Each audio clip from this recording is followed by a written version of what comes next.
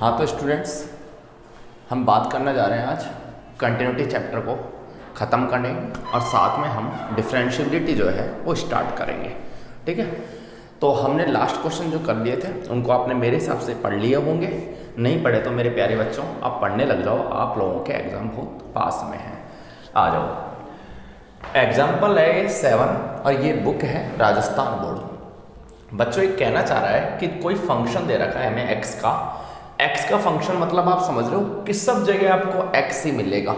यदि यहाँ पर वो बोल देता एफ ऑफ वाई तो सारा फंक्शन आपका किस में चलता, वाई में। ये तो इसका अर्थ है। अब ये कहना चाह रहा है एफ ऑफ एक्स और आगे बोल रहा है एक्स की power M sine F of, अब अंदर एफ ऑफ मतलब फंक्शन ऑफ, और फंक्शन ऑफ मतलब फंक्शन ऑफ बोलते हैं हिंदी में किसका फंक्शन, तो जो ब्रैकेट में होता है ना बच्चों उसका फंक्शन। तो यहाँ किसका फंक्शन है, 1/x का। क्लियर है। तो उसने एक कंडीशन दे दी कि x is not equal to 0, मतलब x जो है वो 0 के बराबर नहीं है। जब 0 के बराबर नहीं है तो फिर क्या है, या तो 0 से बड़ा होगा या 0 से छोटा होगा। तो वही चीज़ हम क्लियर करने जा रहे हैं। नीचे दे रखा है कि 0 जो है बच्चों, यदि हमारा फंक्शन x बराबर 0 होगा, यदि x के बराबर 0 होगा तो फिर हम उसको किससे रिप्रेजेंट करेंगे, 0 से।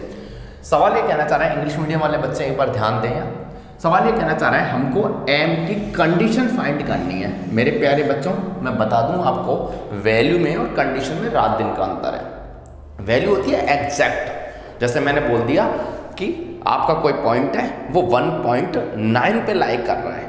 क्लियर है, 1.9 मैंने फिक्स कर दिया। ये क्या है, ये है वैल्यू। और कंडीशन क्या है, कंडीशन ये है मैंने बोला कि मेरी वैल्यू 1 से बड़ी है। अब 1 से बड़ी है तो I don't know, you don't know and we don't know कि सर 1.9 की बात कर रहे हैं, 2.9 की बात कर रहे हैं, 3.9 की। मैंने बोला 1 से बड़ा है, तो 1 से बड़ा तो कुछ भी हो सकता है। तो ये है कंडीशन। ठीक है, क्लियर करते जाओ। आगे बोलना चाह रहा है कि एक फंक्शन दे रखा है, वो क्या है बच्चों, कॉन्टिन्यूस है। क्या है, कॉन्टिन्यूस। मैं नहीं कह रहा, वो खुद कह रहा है कि यदि हमारा फंक्शन कॉन्टिन्यूस है, कौन सी वैल्यू पर, x बराबर 0 पर। मैंने बताया था जो भी वैल्यू यहाँ सेम है उस पर ही वो पूछना चाहता है आप लोगों से। क्यों, क्योंकि इसका भी लॉजिक मैंने बताया था, क्योंकि जब x बराबर 0 पर वो इसलिए पूछ रहे हैं क्योंकि हमारे पास तीनों फंक्शन है। ठीक है, RHL और LHL हमें यहाँ से मिलेंगे और f ऑफ x हमें यहाँ से मिलेगा। इट मीन्स तीनों फंक्शन हमारे पास है, इसलिए वो बोलना चाह रहे हैं। अब वो बोल देता है x बराबर 1 पर चेक करूँ, तो 1 कहाँ पर है, 1 ना तो RHL है, ना LHL है, ना f ऑफ x है, हम चेक ही नहीं कर पाएंगे। हिंदी में बात करें तो बच्चों कहना चाह रहा है m का वह प्रतिबंध। बच्चों प्रतिबंध को ही हम बोलते हैं कंडीशन। क्या बोलते हैं, कंडीशन। हमें m के वो प्रतिबंध याद करना है जिस पर फंक्शन हमारा कैसा हो, संतत हो। कैसा हो, संतत। और संतत मतलब क्या होता है, लगातार चलता रहे। तो मेरे प्यारे बच्चों आ जाओ, हम बात करेंगे आगे। तो आपको पता है चेक करने के लिए क्या होता है, मैं किस पे चेक करूंगा, x बराबर 0 पर। तो वो खुद कहना चाह रहा है, मेरे साथ बने रहिए बच्चों, मैं फिर बता रहा हूँ आप लोगों को। वो ये कहना चाह रहा है कि हमारा फंक्शन क्या है, कॉन्टिन्यूस है। क्या है बच्चों, कॉन्टिन्यूस। और कॉन्टिन्यूस मतलब क्या होता है, RHL, LHL और f ऑफ x तीनों ही बराबर हैं। मैं नहीं कह रहा, वो खुद कह रहा है कि हमारा फंक्शन क्या है, x बराबर 0 पर संतत है। तो अब आपको सोचना चाहिए कि RHL और LHL और f ऑफ x तीनों को लेने से तो कोई फायदा नहीं है। क्यों, क्योंकि यहाँ पर RHL भी यही है और LHL भी यही है। तो RHL और LHL में से कोई सा भी एक फंक्शन ले लो, क्योंकि हम कंपेयरिंग तो कर नहीं रहे, वैल्यू तो निकाल नहीं रहे, चेक तो कर नहीं रहे। ठीक है, ऐसे ही बच्चों और f ऑफ x के लिए कंडीशन ले लो।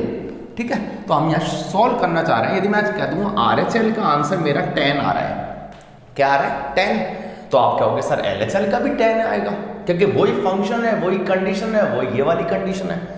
बट x बराबर 0 पर तो कुछ अलग मिलेगा हमें आंसर, जरूर थोड़ी 10 मिले। उसमें फिक्स दे रखा है कि आपको हमेशा 0 ही मिलेगा। ठीक है, तो आप इन दोनों चीज़ों में अंतर समझो। तो मेरे प्यारे बच्चों यही RHL है, यही LHL है। तो मैंने आपको बताया था इजी कौन सा पड़ेगा, तो आप बोलोगे सर RHL पड़ेगा, क्योंकि LHL कभी कभी नेगेटिव में काम कर देता है, माइनस का क्यूब। कई बच्चे समझ ही नहीं पाते, तो वो minus into minus into minus करके देखते हैं, फिर उनका माइनस आता है। ऐसे भी तो बच्चे क्या ही, ठीक है, आप लोग तो समझदार हो सारे। चलो देखो, तो बच्चों RHL और एफ ऑफ एक्स मैं लेकर चल रहा हूँ। ये मत कहना सर LHL क्यों नहीं ले रहे, क्यों नहीं ले रहे? क्योंकि उसने खुद ने बोल रखा है कि ये संतत है, मुझे निकालना नहीं है, मुझे तो सिर्फ कंडीशन बतानी है इसकी। तो बच्चों RHL के लिए क्या होगा, H आ रहा है तो हम लिमिट ले लेते हैं H टेंड्स टू 0 और फंक्शन क्या ले लेते हैं a प्लस एच, और a क्या है यहाँ, एक कांस्टेंट वैल्यू है।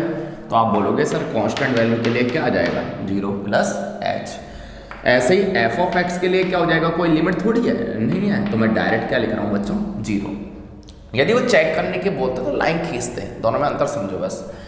अब क्या करने जा रहे हैं हम, लिमिट h टेंड्स टू 0। अब मैं कहना चाह रहा हूँ यदि मैंने यहाँ पर x लिया तो यहाँ भी x आएगा और यहाँ भी x आएगा। अब मुझे x तो लेना नहीं है, मुझे क्या लेना है 0 प्लस एच। जैसे 0 प्लस एच मैं यहाँ रखूँगा तो 0 प्लस एच मेरा यहाँ भी आएगा और 0 प्लस एच मेरा यहाँ भी हो जाएगा। तो बच्चों 0 प्लस एच की power m sine 1/0 plus H. कच्चा या पक्का? पक्का। इक्वल में क्या चल रहा है बच्चों, f ऑफ 0, और f ऑफ 0 के लिए साफ साफ हमें दे रखा है आंसर 0 है। क्लियर है? क्लियर है। अब बच्चों समझना, आप लोगों के लिए मैं इजी वे में इसको ऐसा भी लिख सकता हूँ। कैसा लिख सकता हूँ बच्चों, इस प्रकार भी मैं इसको लिख सकता हूँ। क्लियर है? ठीक है। अब आप एक चीज समझना, मैंने आपको बताया था जब आपका सवाल पूरा हो जाए तो आप एक बार उसको टेकिंग लिमिट्स लेकर थोड़ा काम करो।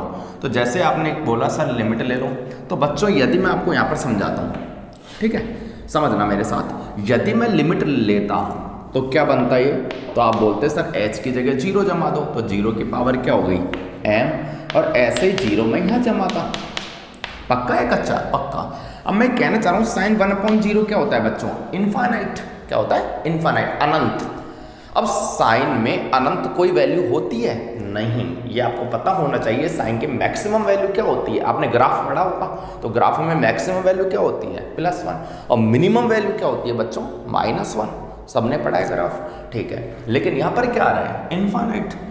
तो यदि ऐसा कोई सवाल आ जाता है कि इनफाइनाइट, तो बच्चों इसके रेंज में हमको कन्वर्ट करना पड़ेगा। और इसके रेंज और डोमेन जो होते हैं बच्चों, मैं आप लोगों को लिए बता दूं कि उसको जो होती है, तो हम वो बोलेंगे -1 से +1 के बीच में एक फाइनाइट वैल्यू मिलेगी। फाइनाइट मतलब जिसको आप गिन सकते हो, ठीक है। तो हमने जब भी साइन इनफाइनाइट, और साइन इनफाइनाइट क्या है, उसके रेंज में नहीं है, तो हमें रेंज में बदलना पड़ेगा। तो हमने -1 से +1 ले लिया। अब आप आगे समझो, आपने बोला सर -1 से +1 के बीच में तो आपने 0 ले लिया होगा। पक्का है कच्चा? पक्का। अब यहाँ पर क्या है, यहाँ पर 0 की पावर m है, ये चीज समझना आप। 0 की पावर अब भी m है। अब यदि मैं m की वैल्यू 0 ले लेता हूँ, यदि आप लोगों के हिसाब से यदि मैं लेट कर लेता हूँ m की वैल्यू 0, तो क्या मेरा ये फंक्शन कॉन्टिन्यूस होगा? नहीं। क्यों? वो समझाता हूँ। इधर देखो आप बच्चों, को इसलिए नहीं हुआ क्योंकि आपने इनडिटर्मिनेट टर्म्स पढ़ी हैं सबने। इनडिटर्मिनेट टर्म्स क्या होती हैं, ठीक है ना, अनिर्धारक रूप जिसको बोलते हैं, वो 7 होते हैं। मैंने बताया था लास्ट लेक्चर में कौन कौन से होते हैं, मैं लिखवा देता हूँ। 0/0, 0 into infinite, infinite upon infinite, infinite minus infinite, 0 की पावर 0, 1 0 की पावर इनफाइनाइट, और 1 की पावर इनफाइनाइट। ये सारे क्या कहलाते हैं, ये सारे, ये इनफाइनाइट की पावर 0 बच्चों, ठीक है। और ये सारे क्या कहलाते हैं बच्चों, ये कहलाते हैं इनडिटर्मिनेट टर्म्स, जो कि 7 होती हैं। तो आपको इनकी नॉलेज होनी चाहिए। तो मैं कहना चाह रहा हूँ यदि मैं m की वैल्यू 0 ले लेता हूँ तो 0 की पावर 0 बन गया, और 0 की पावर 0 तो क्या है, इनडिटर्मिनेट टर्म्स है। क्लियर है? बिल्कुल क्लियर है। तो आप लोग बच्चों m की वैल्यू 0 ना लेकर कुछ और लो। जैसे आपने बोला सर 1, बिल्कुल 1 ले सकते हो आप। 0 की पावर जैसे ही 1 रखोगे, और यहाँ से आप 0 ले रहे हो, क्योंकि -1 से +1 के बीच में क्या आ रहा है, 0 आ रहा है। तो आप जैसे 0 की पावर 1 ले रहे हो, तो बच्चों ये मल्टीप्लाई होकर 0 × 0 क्या हो रहा है, 0, क्योंकि वो इनडिटर्मिनेट टर्म थोड़ी है, ठीक है। तो बच्चों अब मैं यही कहना चाह रहा हूँ मैं आप लोगों से, यदि मैं m की वैल्यू 0 से बड़ी ले लेता हूँ, 0 से बड़ी मतलब 1 2 3 4 5, तो बच्चों यदि मैं 0 से बड़ा ले लेता हूँ तो ही ये फंक्शन आपका क्या होगा, कॉन्टिन्यूस होगा। क्या होगा? कॉन्टिन्यूस होगा। तो बच्चों एक चीज़ और समझो, आपने बोला सर आपने जीरो के लिए तो हमें बता दिया, जीरो क्यों नहीं लेना, यदि जीरो ले लेंगे तो क्या हो जाएगा, इनडिटरमिनेट टर्म्स बन जाएंगे। यदि हम माइनस ले लेते तो क्या होता, तो बच्चों ये भी समझो, यदि आप m की वैल्यू नेगेटिव ले लेते तो ऐसा बन जाता, पक्का है कच्चा, पक्का। तो इसको आप नीचे ला के क्या लिखते, 1/0, फिर वापस 0/0 बन गया, अब की बार ये वाला रूप बन गया। तो बच्चों नेगेटिव वैल्यू नहीं होनी चाहिए, इक्वल टू 0 नहीं होना चाहिए, क्या होना चाहिए, 0 से बड़ा। आप कुछ भी रखो, जैसे आपने बोला सर 0 की पावर हम तो 99 लेंगे, तो 0 की पावर बच्चों 99 ले लो, 0 ही आना है, और 0 को 0 से करोगे तो 0 ही आना है। जब ये 0 तो हमारा बच्चों फंक्शन क्या हो गया, हमारा फंक्शन हो गया function is continuous, function is continuous. Clear, बिल्कुल क्लियर बच्चों, ठीक है, ओके। उतारो आप लोग, फिर हम आगे बात करते हैं।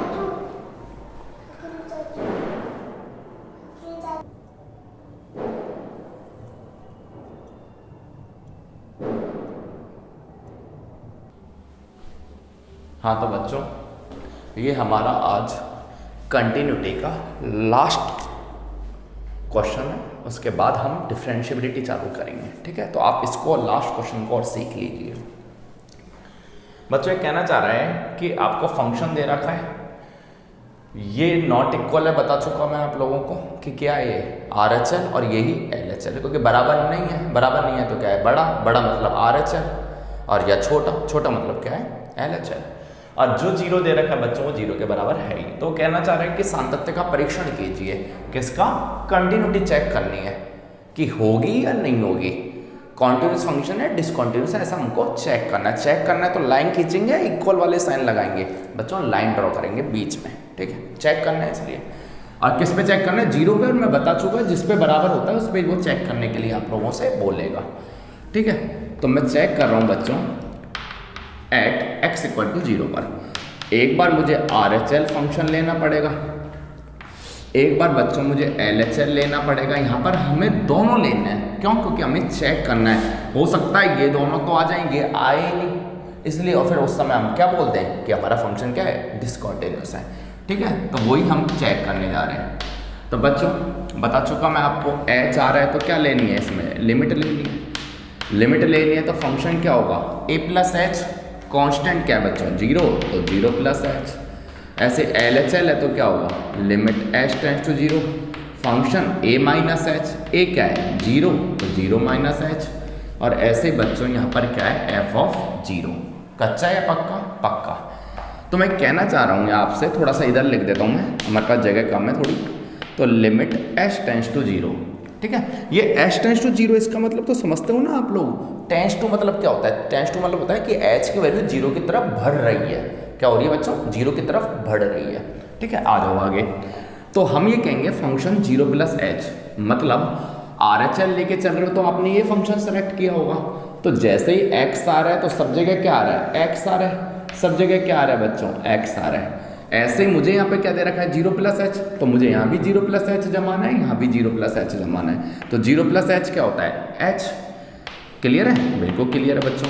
आगे देखो आप, 1/3 sin log h², पक्का, ये ब्रैकेट आप बंद कर दो, ठीक है। ऐसे इसमें आ जाओ आप, यही क्या है LHL भी है, लेकिन LHL में क्या रखेंगे -h, तो बच्चों यहाँ भी -h रखो, और हम इधर करेंगे तो 1 + 1/3 sin log -h का होल स्क्वायर। देखो जहाँ भी x आ रहा है वो -h रखेंगे, तो -h का बच्चों होल स्क्वायर, और जैसे 0 आ रहा है तो बच्चों ये 0 आएगा ही आएगा।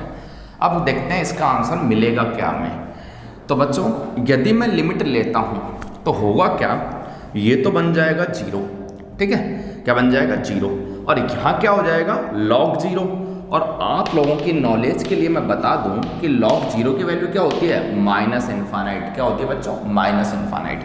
अब बची बात वही पहले वाली कि जब हमने यहाँ पर 0 ले लिया तो log 0 बन गया इनफाइनाइट, तो साइन इनफाइनाइट क्या होता है, होता ही नहीं है, क्योंकि साइन की मैक्सिमम वैल्यू होती है बच्चों +1 और मिनिमम वैल्यू क्या होती है -1, तो हमें इनफाइनाइट तो लेना ही नहीं है, हाँ या ना, हाँ। तो हम क्या करेंगे, इसको -1 से +1 के बीच में एक फाइनाइट, मतलब जो हमें पता हो वो वाली वैल्यू हम लेके चलेंगे। तो मैं यहाँ पे लिख भी देता हूँ कि limit h tends to 0 sine log h square जो होगा वो क्या होगा, -1 से +1 के बीच में एक फाइनाइट वैल्यू मिलेगी हमें। अब मुझे आप बताओ, यदि आपने -1 से +1 के बीच में 0 रख दिया तो जब ये पूरा 0 हुआ तो मल्टीपल इससे होकर क्या हो गया, ये भी पूरा 0 हो गया।